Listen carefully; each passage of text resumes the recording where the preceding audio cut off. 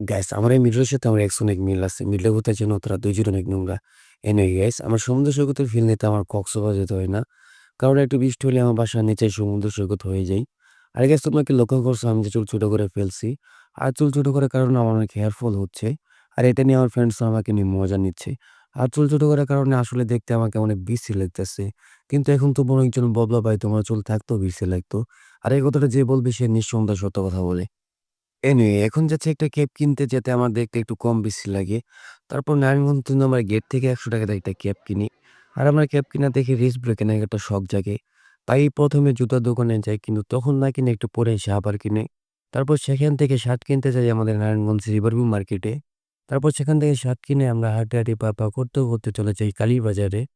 আর সেখানে গিয়ে আমরা ১ম এই চা খাই। কারণ আজকে বাসা থেকে বের হয়ে চা খাওয়া হয় নাই। তারপর রিজু আমাদের স্যুপ খাওয়ায়। আর এই দোকানে আমরা প্রায়ই আসতাম স্যুপ খাইতে। আজকে অনেকদিন পর আসছি এখানে।